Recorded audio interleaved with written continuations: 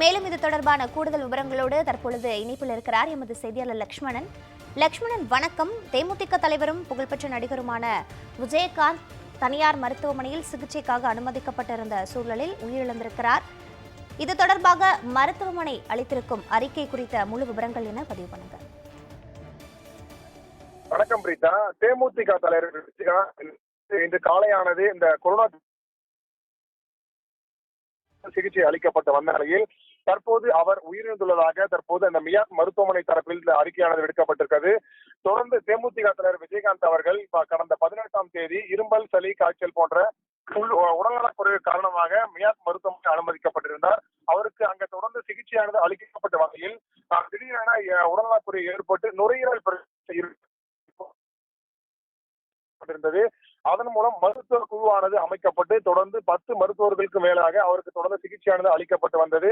அதனைத் தொடர்ந்து இந்த இரும்பல், சளி போன்ற பல்வேறு உடல்நலக் குறைவுகளை கட்டுப்படுத்த சிகிச்சையானது மேற்கொள்ளப்பட்டு வந்த நிலையில் கடந்த 2 வாரங்களுக்கு முன்பாக தற்போது அவர் இந்த உடல்நலக் குறைவு முன்னேற்றம் அடைந்து வீடு திரும்பினார். அதனைத் தொடர்ந்து ஒரு வாரங்களுக்கு மேலாக தொடர்ந்து வீட்டில் மருத்துவ சிகிச்சையானது தொடர்ந்து அளிக்கப்பட்டு வந்த நிலையில் மீண்டும் நேற்று முன்தினமானது இந்த வயிற்றுப்போக்கு காரணமாக திடீரென நேற்று முன்தினம் இரவு இந்த மியாட் மருத்துவமனையில் அனுமதிக்கப்பட்டிருந்தார். தொடர்ந்து அவருக்கு சிகிச்சையானது தொடர்ந்து அளிக்கப்பட்டு வந்த நிலையில் இன்று அதிகாலை அவருக்கு கொரோனா தொற்று இருப்பதாக உறுதி செய்யப்பட்டது.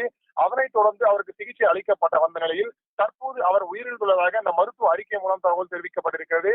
அதனைத் தொடர்ந்து அவருடைய உடலானது தற்போது ஆம்புலன்ஸ் மூலம் அவர் சாலிகிராமம் உள்ள வீட்டிற்கு தற்போது கொண்டு செல்லப்பட உள்ளது.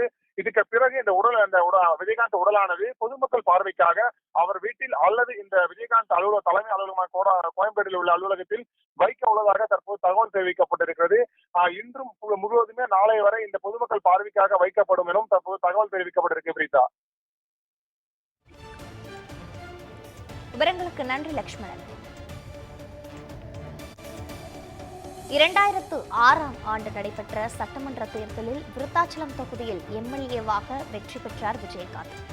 தேமுதிக தலைவரும் புகழ்பெற்ற நடிகருமான விஜயகாந்த் உடல்நல குறைவால் தனியார் மருத்துவமனையில் அனுமதிக்கப்பட்டு சிகிச்சை பெற்று வந்த சூழலில் இன்றைய தினம் காலை நேரத்தில் அவர் காலமாகி இருப்பதாக தனியார் மருத்துவமனை சார்பிலும் அறிக்கை வாயிலாக அதிகாரப்பூர்வ தகவலானது வெளியிடப்பட்டிருக்கிறது.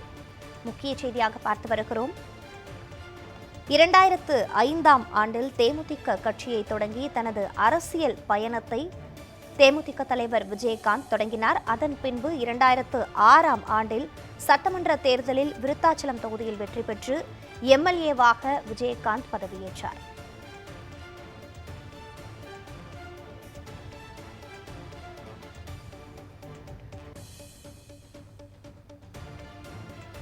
முக்கிய செய்தியாக பார்த்து வருகிறோம். தேமுதிக தலைவரும் புகழ்பெற்ற நடிகருமான விஜயகாந்த் தனது 71வது வயதில் உடல்நலக்குறைவு காரணமாக மருத்துவமனையில் அனுமதிக்கப்பட்டிருந்த நிலையில் சிகிச்சை பலனின்றி உயிரிழந்திருக்கிறார்.